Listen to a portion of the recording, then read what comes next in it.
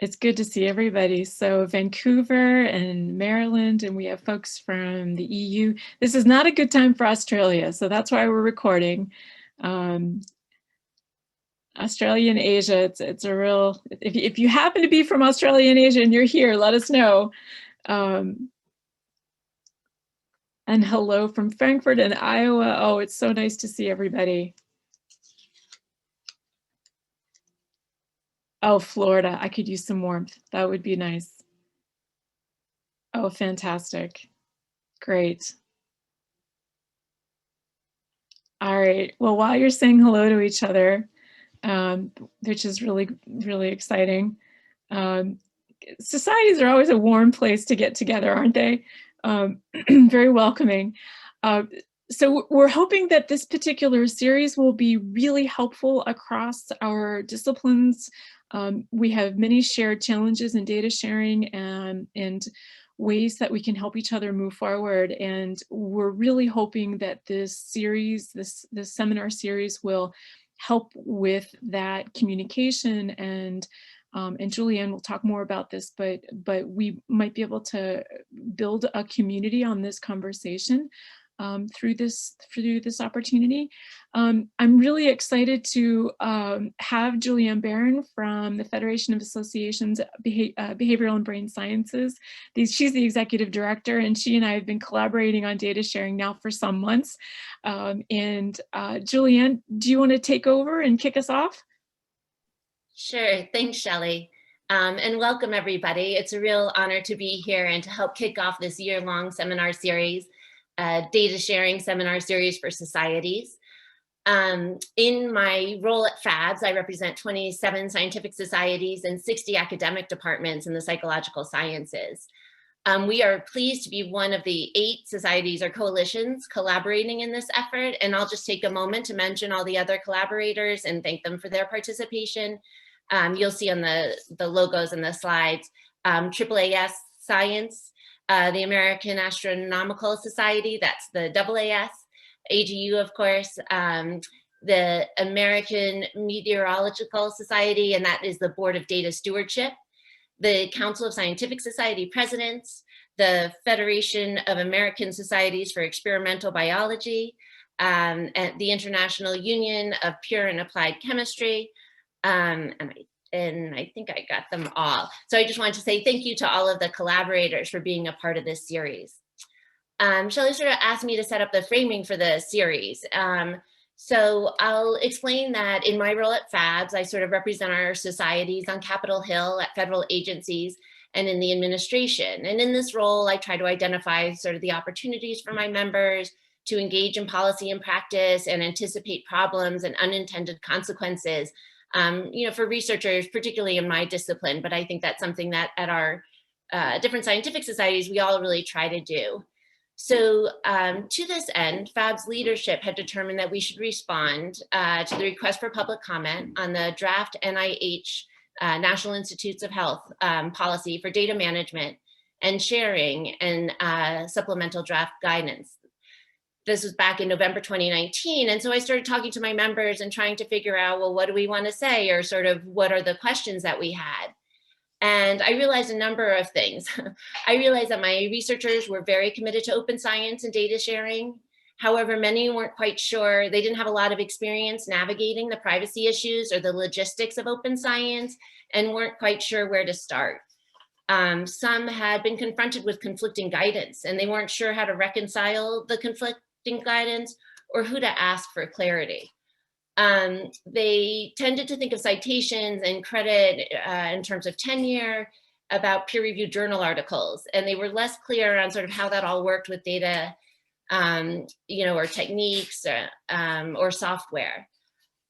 Many didn't see it so much as an opportunity. They were sort of concerned that it would be time-consuming, unfunded, and an administrative burden. And some also had concerns that they had worked really hard to gather their data, and would they put it out there and somebody would scoop in and have a publication before they did, or maybe use it as an opportunity to scrutinize in a way that wasn't collaborative to inform the rigor of science, but in a way that was kind of a gotcha thing. So it made them a little bit nervous, I'll also say that some were superstars and some were doing amazing things and sort of truly advancing discovery and had really figured it out. But we're still working to make sure to get the word out, or to let other people know about the good work that they were doing, and to get other scientists to sort of put their data in their depository that they had created. And then others still felt like they saw all of these discussions were happening, but they didn't really have a voice to say, here are some of the concerns we might have. So all of these things that I learned in that process helped me to realize the potential role for FABs and scientific societies in general to be helpful, and to support our scientists, not just to comply with the data management and sharing requirements, which are, our federal funding is contingent on that. So that's really important, but also to leverage it and advance our science and to sort of accelerate discovery. And, so the real opportunities I really began to see the more I learned about it. So all of these questions led me to Shelley Stahl at AGU, and why I'm here today, who is infinitely more knowledgeable and endlessly generous with her energy. And sort of led to this, in part to this collaboration. So in this series, we hope that we'll be able to collectively think about ways to be a resource, to provide good information, to facilitate communication with federal agencies, to build the community that Shelley talked about. And from a scientific society perspective, I want to say the opportunity to show the value of the federal investment is enormous. And so to be able to talk about us as being sort of good collaborators and following the lead of our federal agencies, I think is also really an important role for the scientific societies. I will mention, since Shelley asked me to, that the FABs did put together a 3-part webinar series called Data Standards for the Behavioral and Brain Sciences. And we'll share that in case that's a resource. It was sort of the model might be helpful to other societies. So with that, it's my pleasure to introduce our 2 speakers for today's webinar, Data Sharing and Citation, How Societies Can Make a Difference. I'll say just a few words about the speakers before they get started. Helena Cousijn is a Director of Community Engagement at DataCite. She is a strong advocate for the use of persistent identifiers, data citation in papers, and the importance of trusted repositories. Working within publishing community and now at DataCite, she has led efforts and authored foundational guidelines that support data sharing and data citation. Shelley Stahl is the Senior Director for the American Geophysical Union's Data Leadership Program. She works with AGU's members, their organizations, and the broader research community to improve data and digital object practices with the ultimate goal of elevating how research data is managed and valued. So before we get started, I'll just say we will have lots of time for Q&A at the end of the presentations. If you could please put your questions in the chat or use the virtual hand function. I think it's under, let's see, it's under reactions. If you have an older version, it's probably still under participants. And with that, it is my pleasure to turn it over to Helena. Thank you very much, Juliane. I will share my screen. 1 second.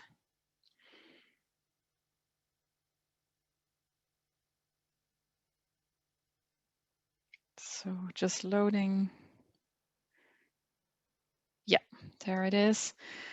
So yeah, thank you very much for the invitation. I'm very pleased to be here today. Over the last couple of years, I worked on a number of projects with Shelley, and I think some other people that are on the line today as well. I saw some familiar names and faces, so I'm really happy to have the opportunity to share some of the things that we've been working on and see, how we can do even more with that. So my presentation is about research data and the importance of sharing and citation, with a bit more of a focus on citation. But first, a bit about the organization that I work for. So as Juliane said, I'm the Director of Community Engagement at DataCite. And DataCite is a global nonprofit membership organization, And we work with over 2,000 repositories in the world to provide persistent identifiers, specifically DOIs, for data and also other non-traditional research outputs. And as the name DataCite implies, DataCite was founded because it was felt it was really important that data were also part of the research outputs that were shared and acknowledged. And we wanted to do that by assignment of persistent identifiers with a specific focus on enabling citation. And so the reason it's important to assign persistent identifiers is that that enables us to connect data to other research, which helps with the identification of knowledge. And so then very briefly what that actually looks like. So what you see here on the left is a research institution, and within that research institution, lots of research data are generated together also with software, with papers. And especially if you think about data, in the past, often the data were just on a researcher's computer. And it was then used for analysis and the findings were reported in a paper, but not much happened with the data. So over time, it kind of disappeared. And of course, data is incredibly valuable. So what we try to do by assigning a DOI is ensure that it becomes part of the research ecosystem, because through the DOI and the accompanying metadata, it can be connected to other research outputs, such as articles, such as software. And through the persistent identifier, it can become discoverable through a number of search engines so that other researchers can also find it and use it for their own research. And then also with a persistent identifier, it's easier to track the data set because for an institution, they can look at all their DOIs and see all their research outputs, but also when someone cites the DOI, they have an easier way to track reuse, and then all that information can feed back into the institution. So, of course, I think we now know that it's not just about making data available. Making data available is a really important first step. I mean, if it's just on someone's computer, then really nothing can happen with it. So putting it somewhere where others can access it is very important. But I think the last couple of years, there's been a lot of attention on the fact that when you make data available, it should be done in a way that's fair. Findable, accessible, interoperable, and reusable. And a persistent identifier and accompanying metadata play a really important role in that, because as you can see here, through the assignment of a persistent identifier, you're making the data findable, and then the metadata that you register with it, so the data about the data, help with accessibility, help with interoperability by connecting it and make it more reusable because you have richer information about the data. Now, the word fair sounds quite simple and straightforward, but there's so many steps involved in actually making data available, making it available in a fair way, and then enabling citation, counting citation, etc. And as I already mentioned, a lot of work has been done on that. So this is one diagram that shows some of the steps that need to be taken, and I'm sure many more can be added here, but it's important that there are data policies, that when a researcher decides to share data, they can find an appropriate repository, that if you think about article and data publication, that these things are coordinated, also that the data set are associated with the researcher, that there's a way to collect data citations, to aggregate and display, and then also that all of this is actually understood. What does it mean to cite data, and how do we get to a point that researchers actually get credit for all the work that goes into taking all these steps? Well, because it's quite complicated, there have been quite some projects the last couple of years to work towards this. And I'm sure that some of you were involved in one or more of these projects. And so today in my talk, I will focus a bit more on the lower part of my screen.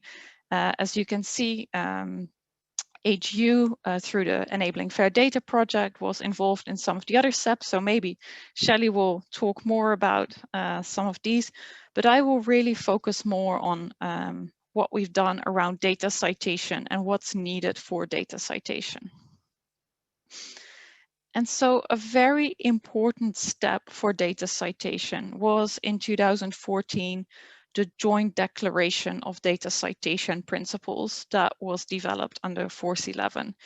And well, there are multiple principles in here, but the first one and one I wanted to highlight is data should be considered a legitimate, citable product of research. Data citation should be accorded the same importance in the scholarly record as citations of other research objects, such as publications. And so this was really about acknowledging research data.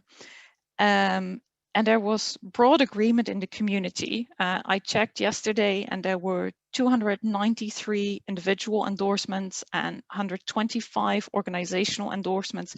So there was real agreement that data is important and that data citation deserves a role in the research ecosystem. However, following the joint declaration, not that much happened in practice. So even though people recognize the importance of data citation, actually implementing data citation required more. And so a couple of years later, there was an NIH-funded project called the Data Citation Implementation Pilot. And within this project, there were 3 expert groups, one for identifiers, and then one consisting of publishers, and one consisting of repositories, to develop roadmaps that really specify how do you implement data citation. And as you can see, those roadmaps were then published in Nature Scientific Data, and the repositories and publishers that participated were also simultaneously working on the actual implementation. And for repositories, this was really about how do you make data in the repository citable and which metadata are important for that. And for publishers, it was how do I enable authors to cite data in a paper, and how do I then process that information so that data citations can be seen and recognized. And so this was an important step towards data citation.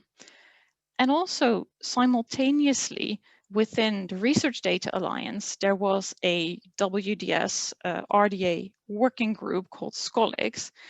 And SCOLIX was working on establishing a framework to exchange information about article data links, because that is basically what a citation is. It's a link between an article and a data set. And to be able to count citations, you need some kind of framework. You need an understanding of when you're looking at a citation.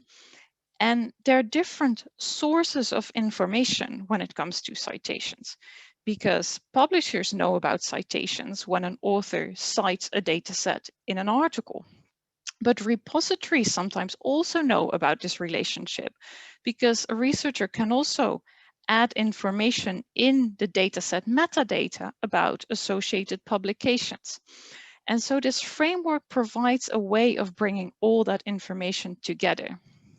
And so how that works for DataCite members, for data repositories, is that when they know about the relationship between an article and a data set, when they register DOI and they register metadata, we ask them whether there are any other identifiers related to that data set. And so for a data citation, that related identifier would be an article DOI, and then they can indicate, for example, that the data set is referenced by that article. And now this information we then share through what we call event data, which is a shared service with Crossref. And so Crossref does the exact same thing with their members. So publishers can also deposit their metadata with Crossref, and they then add information about the links they're aware of between an article and a data set. And we combine all that information to start counting data citations. And so we had some of that information, But there are, of course, many different connections in the research world. And especially if you want to start thinking about getting credit for data, it's not enough to just look at the link between a publication and an article. It's also really important to look at who is the author and which institution do they work for, and who funded the research. So we wanted to start connecting all these dots, all these entities. And this is another example of an identifier that you can connect to your data, an identifier for the research organization. And what you're looking at is the interface that our members use to register metadata. And so they can type in their organization. We look up the raw identifier, and that then also becomes connected. And so what this does is that it starts forming a graph, and we call that graph the PID graph because it's based on persistent identifiers assigned to different entities. And this PID graph was developed within the EC-funded project Freya. And the idea is that, as I said, we use persistent identifiers to link all these entities, and we also use the information we get through the metadata. And so that way we do not only know about the relationship between an article and a data set, but also, for example, through the dataset metadata, we can also know about the organization. And so this is quite powerful when it comes to getting new information, answering new questions, but it's also an important step when you want to start thinking about credit. So, as I said, we worked in the Freya project on connecting all this information in a graph, and that work is still ongoing because there are always more entities that can be added into the graph. And then we build an interface on top of that so that people can actually see and visualize information that is contained within the graph through those connections. And so what that allows you to do is it allows you to see citations, data citations, and get information about the underlying data set. And you can see here it had one citation, but you can also see other usage metrics, such as it had 99 views and 16 downloads. And I think that's also an important question for data. What is the value of citations versus other types of usage metrics? And then when you want to think about credit, it's important that it's connected to all the creators, because the creators of a data set are not always the same as the authors of the paper. And I think that's also something that the community is increasingly thinking about. People that maybe don't write the papers but play an important role in data acquisition or data analysis should get credit for that as well. And then because the graph is based on persistent identifiers, we also leverage ORCIDs. Here you can see Shelley's. And actually this was a coincidence because I already had this slide before Shelley asked me to present. So it's a coincidence that she is functions as an example here. And here you can see all the outputs that are associated with Shelley through the graph, and also the reuse of those outputs, so the citations and the views, and also the types of work, so dataset, software, article, and the license assigned. And you can do the same thing at, for example, the level of the organization or the funder. And here you see information for the European Commission. And so actually, following all these projects, there's quite a lot of infrastructure in place. So we've taken quite some steps to at least develop the infrastructure to enable data sharing and data citation. And as you maybe noticed on this slide when I showed it at the start of my talk, there is a small work in progress sign, because the piece where we're doing a lot of work now is understanding data citations and credit. Because I think we've always said data citation is important for credit, but we can't really use it as such until we have a better understanding. So following from the Make Data Count project, in which we worked on standards for views and downloads, we're now collaborating with bibliometricians on it within the Meaningful Data Counts project, to develop that understanding, to start taking that step towards credit. And of course, a lot more is needed around the other steps as well. I'm not trying to say that we're done, but I am trying to say that there is a lot, and a lot of work has been done. So there is a lot to work with already. And so if you're now wondering, what can I do? At the end of the Freya project, we published a paper on the connected pits, the potential of the pit graph, with some recommendations, what different stakeholders can do to contribute to this and ensure that they make most of the existing infrastructure. And I think the first one is quite obvious. It's really important that you use persistent identifiers for all entities, including research data. So researchers should deposit their data in a repository that assigns persistent identifiers. Institutions should support this, but also to really get to that credit stage and to make all those connections, it's also important that all the other entities ensure that there are pits associated. Then I think 2 and 3 are maybe less obvious. It's also important that everyone plays a role in establishing the connections between the different persistent identifiers. So that publishers really encourage authors to cite data so that there are connections between articles and data sets, and that repositories enable researchers to indicate when there are articles associated with data. But also researchers should continue to update that. I mean, they can't go back to their article and add a data citation later, but they can go back to their data set in a repository later if they publish more papers based on that data set and add that information to the metadata. And then the last point, point 3, is that it's important that all these connections are then shared with the community and made openly available. So publishers and repositories should ensure this information is included in the metadata they share. So for example, publishers need to make sure that when they know about data citations, they pass this on to Crossref. And then infrastructure providers such as DataCite and Crossref need to make this openly available so everyone can use it. So yeah, I will stop there. If you have any questions, I'm happy to answer them during the Q&A session, or if there's anything that you want to discuss in more detail, then feel free to reach out anytime. Thank you.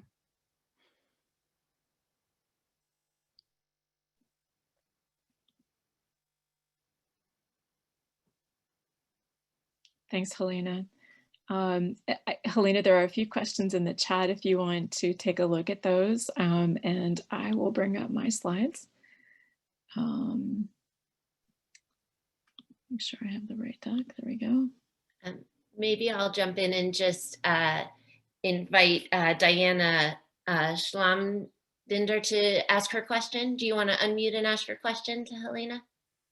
So I was just curious, when I was listening to your presentation, how do you decide how big a data set is? Basically, what constitutes a citable data set? Is it, the entire data within a scientific article?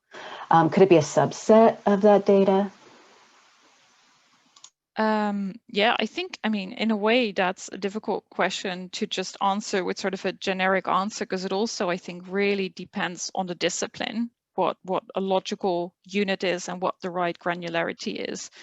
I think it's quite common that a data set that underlies an article publication is seen as a citable unit, but it's definitely possible that if there's a smaller subset that would be useful to other researchers as that subset, that would get a DOI.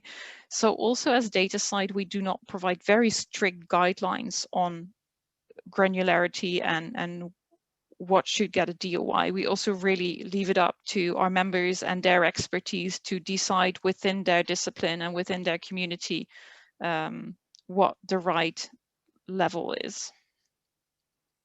Thanks, Helena. We have a bunch of great questions, but we'll go over to Shelley now and then return to the questions afterwards. Yep. And I can see that everyone is tracking on the same kinds of challenges we're all looking at. And I'll put some links in the chat when we get to Q&A. There's the PID graph and linking is going to be a really important topic at the next NISO Plus meeting. So if you've not signed up for that yet, that would be a really great opportunity to get more information there.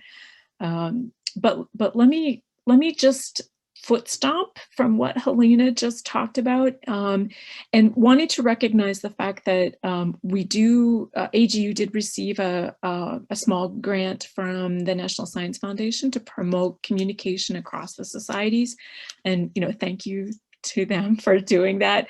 Our initial meeting on this topic was in 2019.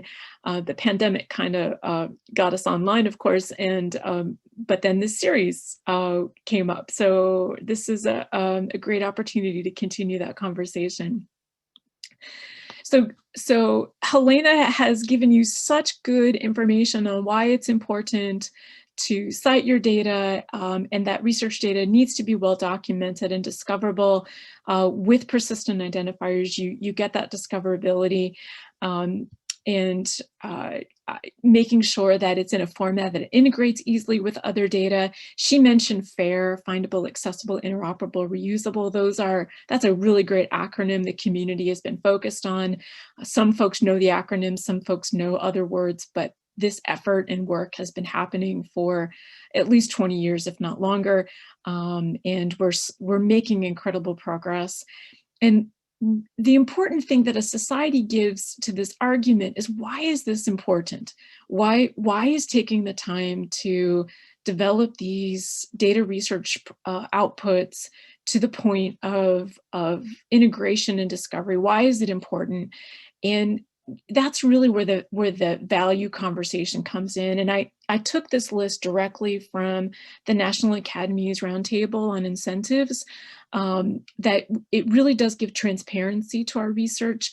We're able to replicate it, we're able to have conversations and share that knowledge, and then build upon, as we do as researchers, build upon that work going forward. That is an important element of our work. And there's been a lot of effort. 2018, we had the Open Science by Design coming out of the National Academies. There's the follow-on report for reproducibility and replicability, really highlighting not only data, but also software and workflow. And I really want to give a big shout out to the work happening within the European Commission and FAIR is FAIR. This was a 2018 report that's still being used as a foundational document guiding the FAIR is FAIR effort. And it's a document that I use because it highlights the different roles and responsibilities and applies very nicely across all disciplines. So if you've not read that, that is a really fantastic guide for what's needed, and ways to consider what your role is when it comes to data sharing, data citation, and being fair. And then reaching all the way around the world to Australia and highlighting the really important work that's happening, most especially within ARDC, bringing content and information to their researchers. And then wanting to see that image at the top, and reflecting back on our own societies and our own members. Most of us are international.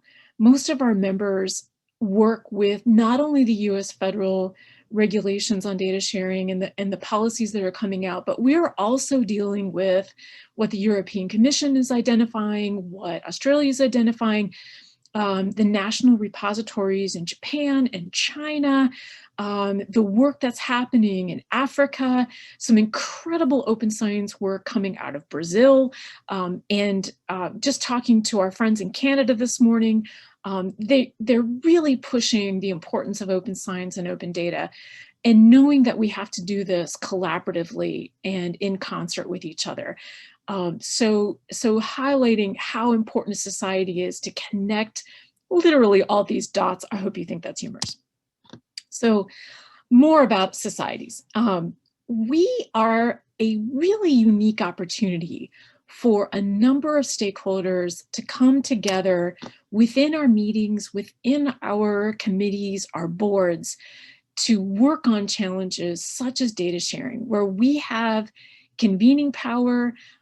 We're able to highlight best practices, working with our members to identify what those are, and then promoting cross-domain, cross-discipline discussions, either within our own societies or, for instance, highlighting FASEB, so experimental biology. I work for the American Geophysical Union, so I've got Earth, space, and environmental scientists, but also recognizing that we have a huge impact on geohealth and atmospheric conditions, impacts on allergies and other challenges, and having an MOU with FASEB to work on common goals like what it means for the environment to impact health, and trying to do that more often, trying to connect and be partners and help our researchers connect and encourage those cross-domain, cross-discipline conversations. So it's a culture change. Sharing data is not what most of our researchers have received within their education, within their postdoc experience, and what does it mean to actually do that and plan for that? What's the effort? What's the cost? And we'd really like this particular seminar series to help navigate some of those questions and challenges, as Juliane has said and as Helena has demonstrated. So I give you 4 things. Why 4? Well, because I think we can remember 4 things. If we do too many, it's really hard. And maybe as a community, we can identify what these things actually mean to each of us. But as a society, we can bring awareness of this. We can talk about data sharing as something that's being required by government, by our funders, by our journals, and how can we help our members and their organizations do this in a way that is not only compliant with those elements, but also actually beneficial to their work, and makes what our researchers need easier, in connecting those dots. And what are the things they need to know? Like, what's the best way to cite? How do you pick the question that came up earlier? How do you know what that data is? Within our journal community at AGU, there's 2 questions that are still the most common. What data are we talking about, and where did you want me to preserve it? It is fundamental. It's very difficult to actually answer those questions, but if we work together on norms and practices, it gets easier. And then leading by example. How do we make the new behaviors of data sharing and data citation valuable to our community by rewarding them and recognizing them as being valuable? How do we adjust what makes a big difference to our researchers, highlight those behavior changes as valuable? And there are other things that would be great for researchers to do, but when it comes around to getting credit for creating a really important data set, how do we make that happen? And it starts with citation, starts with actually sharing that data. And then finding and supporting those data communities that already exist, or creating them where our researchers need them to be. There are some amazing communities out there already. They know who they are. And then there are researchers who are really hungry for having a community to help support them. And how do we nurture that activity and maybe do that through our societies as a place where they can have a platform and they can work from. So how can you be more informed? How can you dig in on all of this? And I'm watching the chat. The chat is just blowing up. How do we continue to answer questions and be a support system for each other? So first of all, come to the series. We're going to provide you with as much information as we can and get you to people that can answer questions very specifically. But then there are other ways for you to stay engaged over time. And one of those is the Research Data Alliance, where there's actually a brand new working group that's just started on data granularity, where you can invite your researchers to consider what that question is. There's another group on metadata that you can join right away. They exist right now. Joining is free, but I do recommend, especially if you're joining as a society, to consider the organizational assembly. It helps. There is a fee to become an organizational assembly member, but it is incredibly valuable to give back to RDA in that way and help with their funding model. So I'm a member of that board and just want to highlight that. Force 11 is another international organization. Helena gave you some really great examples of the content that has come out of Force 11 with the Joint Declaration on Data Citation and the work that was funded around the roadmaps for data citation. There's a lot of work happening right now that I'm associated with the software citation implementation group and what that means, and how does that work with our researchers. And then data communities within your own discipline, make sure you're aware of them and that you support their work. Within the Earth and Space Sciences, we're really lucky to have the Earth Science Information Partners, AGU partners with them on a number of activities that I'll share in just a moment. But Susan Shingeldecker is the executive director there, and she is just brand new in that role, having taken over for Erin Robinson, who led ESIP for over 10 years, if you know Erin by chance, highlighting her work, but then really excited to have Susan come in and continue that energy going forward. All right, so let me spend just a minute or two on things that AGU has done, and I am more than happy to talk about this in detail as you think you'd like to have at other opportunities. We were led by our position statement on data when it comes to data sharing. This is something that's been around since the 1990s, 1997, I believe, and just recently updated in 2019. And the most important thing to highlight here is our Earth and space science data is really special to us. It's a world heritage. The atmospheric readings and the FluxNet tower grid that help with climate change, all of the hydrology information, how water is moving through systems, water resources, really fun things that are happening on Mars with the rover, and all of that is incredibly valuable and very precious and not reproducible. So we want that data to be preserved and documented and credited, and within the paper we want you to cite that so that we can connect the data that supports the publication. And just to give you a sense of our own journal policy timeline and validating that this is a process, and giving you a snippet here, just a snippet. So in 2013, we implemented a journal policy that indicated that your data must be provided in order for your research to be properly evaluated through peer review and made transparent in publication. But it was okay then for that data to be in the supplementary information. And we all know that it's not indexed there and you can't find it separately from the paper. And the supplement is not really treated at the same level of preservation as the paper itself. So in order to do something about that, Helena mentioned the Joint Declaration on Data Citation Principles that had come out right about the time that the Coalition on Publishing Data in the Earth and Space Sciences was conceived. Kirsten Leonard and Brooks Hansen were the co-PIs on that work and still support it today. And they also had trouble moving beyond everyone wanting to cite data to actually doing the right things. And so a couple years later, Helena mentioned AGU's Enabling Fair Data project, Well, yes, AGU led it, but we also had over 300 stakeholders worldwide helping us. And many of you on this call were instrumental in making that project be wildly successful. And yet there's still much more to do. Citing data is still really hard.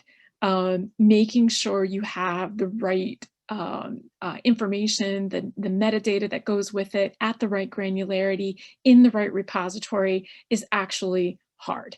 And we're continuing to work on that today with our editors, with our authors, and just implementing the Enabling Fair Data Commitment Statement in our own journal policies in August, where you no longer can archive that data in the supplement. It now has to be in an appropriate repository, depending on your data type. So we also reach out to our researchers through events like the Data Help Desk that we partner with ESIP on, and just met about that today because they're going, the Help Desk goes to different meetings. The Ecological Society of America, the American Meteorological Society just had the Data Help Desk, and Helen Glaves is on from the European Geoscience Union, and the Help Desk is coming their way in just a few months, and we're delighted that it moves about all of the meetings to support researchers worldwide. We're just pins and needles and think that's the greatest thing. AGU strategic plan, brand new approved to take us into the next 5 and 10 years. And there is a very specific goal on leading in open science and open data. So my time on this subject is backed by the critical, how we value this within the work across all of AGU. And I'm really grateful for that support from my organization and our members and the board and the council and everybody, thank you. And then reminding you all that this is something we all need to do together. That just because, the earth and space sciences might seem more, organized, we still have a lot of work to do. And we can't do it without you. You live on our planet. You do your science on our planet. Our planet impacts your science. So there's a lot of collaboration and work that we need to do together. There we go. Thank you, Shelley and Helena, for those excellent presentations. As Shelley said, the chat box is blowing up with lots of questions and everybody's already sharing information. And I think that the opportunities to collaborate are really clear. So it's very exciting to see this. We only have a few minutes, so I'm going to try and quickly call on people and ask them to quickly introduce themselves and ask their questions as best I can. And then we'll try to provide answers directly later if we can't get to everybody today. So B&E Wilson, if you want to unmute and ask your question, we'll start with you.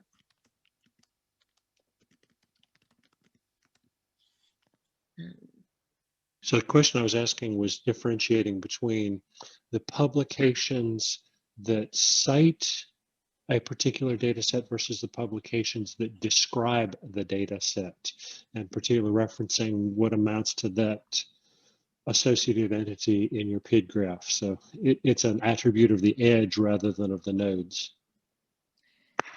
I know Helena has thoughts on this as well, but hi Bruce, it's good to see you. What's being recommended? Do you cite the data itself, or do you cite the paper that describes the data? I think is what you're saying. No, what I'm saying is there's two different things. So there are papers that describe data, and that's one relationship. And there are papers that cite data. We want both. We want both. And how do we express that difference in the PID graph, for example, that Helena is talking about, because it's an attribute of the edge rather than of the nodes? Yeah, so this has come up before also in some of the Scholix discussions, for example. So right now we do not provide a very strong recommendation. It would be, the obvious way to distinguish would be through the relation types. For example, saying we use sites for one and is supplement to or for the other, because there are different relevant relation types. And so that is something that we're considering, whether we should have strong guidance on that. So that's definitely something that we're exploring. And I think looking at the chat, you're saying we haven't submitted it to anyone, I would definitely encourage you to submit it, because even if it's not perfect, it is really valuable. And if you know that, if you have that information about the relationships between articles and data sets, yeah, please do share. I think there is a lot of value in that. Yep. It looks like we should have roar as one of our topics going forward, by the way. I'm seeing that. Alicia Wood Carlson, did you want to unmute and ask your question? There might be more than one, but maybe quickly so that others can too. Sure. Thanks everyone for putting on this series. I think it's going to be really interesting. I guess the main question I wanted to ask is I like the pit graph and acknowledging those that contribute data sets, not necessarily the publication authors. And I was wondering if that tracks back to people's ORCID accounts yet, and how that might be acknowledged in terms of their personal identifier. So it is possible for researchers to give DataCite permission to send information about their data sets to their ORCID profile. So that functionality exists. I think right now that does not yet include the information we have about citations and views and downloads, but I think that is definitely a possibility. And highlighting the role of both a repository and a journal in making sure the ORCIDs for the authors and the data creators are captured. And that is really important elements within making sure that all the information in the PID graph is available. Yeah. Ah, yes. Great, thanks. Mark Servia, did you want to unmute and ask your question, please? Hi, thank you very much. Hey, I was just curious if there's been much discussion on the concept of peer review data in terms of what data consists in a repository. How do you know the data are good? How do you know that the data are trustworthy? Thank you. Yeah, you hit a really big one. So this is a conversation happening, and Mark, I think you're in some of those meetings where it's being discussed. So for AGU, remembering that our editors, our peer review team is not necessarily experts on the curators on the data itself, and that doesn't make sense for that to be part of a journal process. In the way we see it is if we can direct the authors to an appropriate domain repository where they truly are experts on that data, that they'll get more support for the researchers to make sure that the curation makes sense. But what I'm leaving out is the actual science value. Like neither the repository nor the journal is in a real position to question the researcher on the actual observations themselves. So there's just like when you're preparing a paper and you put it out for review by your community, we're looking at that those data sets as being available then for the community to take a look at and say, okay, well, that makes sense for the data. I think of, like, for instance, USGS and NOAA, because of the products that they create for their consumption by the federal government, by citizens, for weather, they actually have peer review built in for their data because the quality is critical for those products. But most repositories don't have that level of peer review built in. Great, thank you. And Richard Nakamura, did you want to share something about an NAS meeting? Some information? Sure, thanks. On April 28th and 29th, the National Academy of Sciences will be holding a meeting on the topic of data sharing under contract with NIH to try and increase the uptake of data sharing. So anyone who, I put my email address on the chat box in case anyone wants to get more information about that meeting. So thank you very much. Great, thanks. And as Laura said, we'll be sharing not just the slides, but also the entirety of the chat with everybody, because there's also a lot of information being exchanged, not just questions. We might have time for 2 more questions. Susan Borda, did you want to unmute and ask yours? Yeah, hi. This is, can you hear me? Yes. Yes, okay. I'm Susan Borda, and I work at the University of Michigan Library, and I support Deep Blue Data, our data repository. And my question is basically, this is for Helena or whomever really, but can a data repository or institutional repository submit to DataCite a citation indicating a relationship between a data set and a paper, even if the data set citation is not in the references section of the paper, but mentioned elsewhere in the paper? Like, we have some people that put their DOIs for their data sets in their abstract or in acknowledgements or in other weird places. And they also have not been great about indicating that they have a data set in our repository, but yet in our repository, we have a field for citation to related materials, and they are essentially linking to their own paper, but yet in their paper, it doesn't link to their data set. And I'm just wondering if we could populate your system with basically self-citations. Definitely. I mean, that is really important. Right now, a lot of the information we have comes from repositories. And actually a smaller part comes from the publisher. So it's really important that repositories collect that information and pass that on. And I also noticed in the chat that someone from GBIF responded. They're really good at this. They do a lot of curation work on this to ensure that all that information is available. And it's not just to sort of complement the information that comes from publishers, but as I said, it's also possible with a data set, if there are later papers that are also based on that data, to still add that to the DataCite metadata. So you can continue to update that information and to add to the graph that way. Okay, great. Thank you very much. I wonder if we have time for one more question. I saw Jake Yeston had a question with at least 1+1. So Jake, do you want to unmute and ask your question? Yeah, sorry.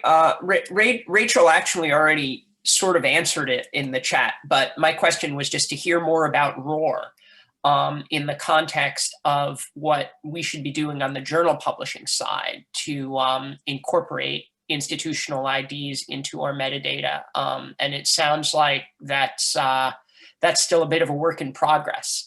And so, I was just curious about what the guidance is in that respect, because it sounded like an important initiative, and I'm very embarrassed to say that it wasn't really on my radar. Well, I think ROAR is ready to be implemented. So if that's something that's of interest, I mean, I don't think I can explain everything in this last minute we have, but please feel free to follow up after this webinar, and we'd be happy to provide more information and help you get started with that, because that is an important piece of the puzzle. We can put links to the publisher guidance from ROAR. There was just a user group on ROAR I think, Helena, it was last week, right before Pitapalooza. Yeah, exactly, yeah. And it might have been recorded. And Jake, there's a lot of really good content there. AGU has grid implemented, and our question is, how do we maybe use the two to leverage each other? And I think there's a publisher working group, Helena, that is the perfect place to get that answered. So we'll put that in the notes so that you can get connected. Thank you. That would be great. I appreciate that. Thanks. Yep. And if it's of interest to folks, I mean, we can do some pretty wicked deep dives on PIDs. Helena's paper that just came out on Freya actually has a really great analysis. I almost included it on what's mature, what's emerging, and give folks a sense for what adopt now or adopt next year, something. So I'm afraid that we've come to the end of our hour, and I just wanted to thank Shelley and Helena again for excellent presentations, and to say that we hope that this is the beginning of a year-long collaboration and conversation, and Our goal really is to figure out a way to achieve, this big ambitious goal of fair data and to work together and share information. So I really hope you'll join us for the rest of the seminar series, and we'll be in touch in between providing additional information based on all the questions. I apologize I didn't get to all the questions in the chat, but I am grateful for the level of interest and the sharing of information. So thank you, everybody. Thank you, Juliane. Thanks, Helena. Thanks, everyone.